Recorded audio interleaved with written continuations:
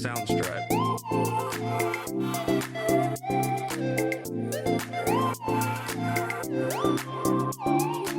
Hello YouTube, it's me, 𝐂𝐍𝐆𝐈𝐍. Welcome back to the channel. By request of a subscriber, I was asked to do a how-to on removing the air filter. So far from what I can see, you got to take these two clips out here to remove the air induction, and then the actual filter unit is underneath. So we're going to try to figure this out. This is new to me. I've never done this. I've had this car for like 2 weeks. So I don't have a replacement for this as far as air filters go, but I will leave a link in the description below. Okay, we're gonna first start by taking out these little clips. You just want to get under them. They're a little finicky sometimes. Just take your time. I'm using this this pry toolkit over here. I'm really impressed with it. I've used it in other videos. I'll leave that in the link too. It's a must-have, I think, if you're going to do your own mods and stuff on your car. It's nice to have around. You're not going to ruin parts. And if something doesn't fit, you can just try another tool. Like this one's kind of hard to get into behind there, but we'll try another one. Yeah, so they got these little pieces. If you can't get your tool under there, just try to pry it up with something else. And yeah, it'll lift right up real easy. And also remember to put your stuff away. You don't want to lose stuff. So those will just pop right out. And put these somewhere where you can find them, so you don't want to lose stuff like this. I got lots of them around because I'm a klutz, and a lot of times stuff falls in the engine. I'm going to try to be very careful, not too clumsy today. All right, so we got those two pieces off. All right, I like what GM did here. They made it pretty easy for you to get this induction system out. You can see a clip here. There's one on the exact opposite side. So you really only have to, yeah, see, remove one. And this whole, oops, camera, this whole part comes right out. Yeah, so right here you can see that how it looks with it removed, just so you can get a better perspective.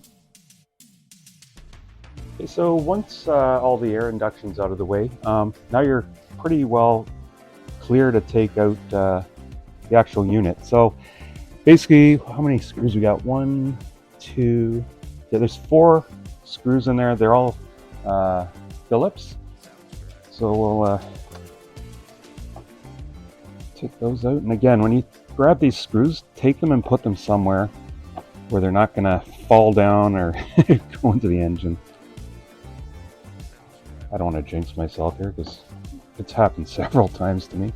But you know what? I'm learning stuff. I'm not much of a car guy, but I did do, and I wish I would have videotaped this. I did my dad's cruise. I did a full tune-up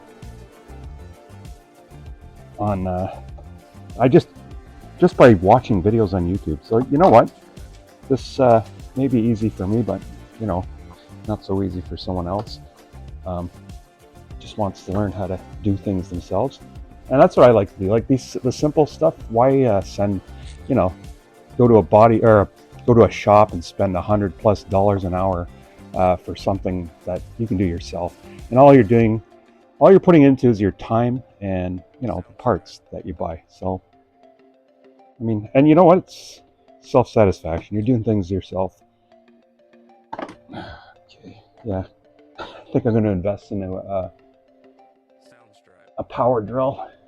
I mean, I have a power drill. I mean, just like, you know, the parts that go with it. Yeah, I'm just going to put these down because I don't want to jinx myself and lose them. All right, so those are out of the way. There we go. Yeah, they're coming out pretty easy. Yeah, like on my last 2021 Chevy Trax, I changed the filters on this. The only thing I didn't do is the oil. I work a lot of hours at my job, so those kind of things I don't have much time for. Mind you, if I have like a week off or something, I could do it. There's one more over there. Right in there. That's probably the tightest one to get out.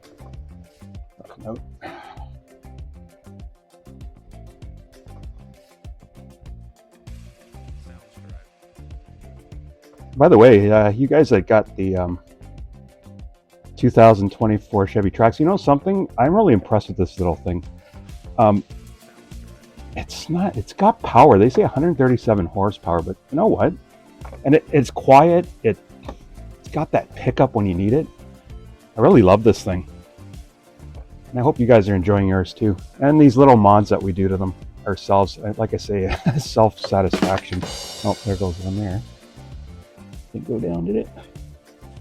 All right, so I did drop a screw, but I did happen to find it. It was just right beside the battery, the thing that holds the battery, the holder at the bottom. So once those are off, it's pretty self-explanatory. You just, whoops, what am I doing here? You just lift this part here.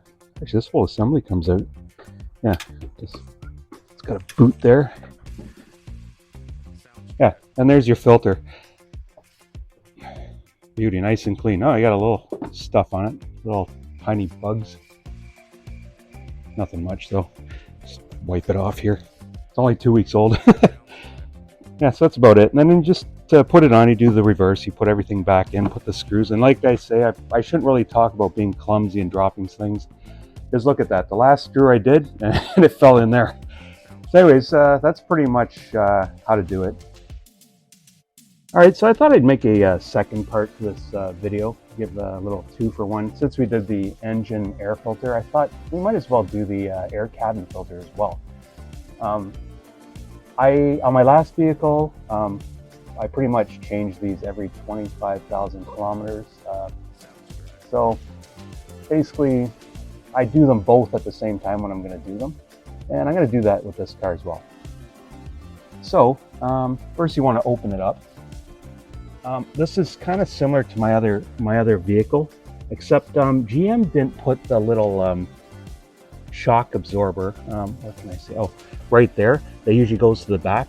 This one pretty much you push both of these parts. There's one on the other side, and this as well, and the whole thing drops. And so does everything out of my glove compartment.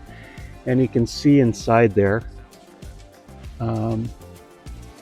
Let's see, I'm just going to set the camera up properly. All right, so now that we have the glove box door off, you're going to want to take the latch on this side and the latch on that side off or open. So you just flick it off, pull it out of the way, and there's your 𝐂𝐍𝐆𝐄 air filter. You take it out, put the new one in. And when you're putting it in, you'll see these two arrows. Make sure they're down because that's the proper airflow for this to work properly. So you just snap that back on. Here, 2 clicks, and it's done. Okay, since you didn't see it on the taking it out, there's little places to put the hooks that are on behind the door. So you're going to want to line those up, make sure they're on properly, squeeze that in, and you're done. That's all there is to it. Until the next time, please like, share, subscribe, and comment. I love hearing your comments, and we'll see you in the next video. Stay safe.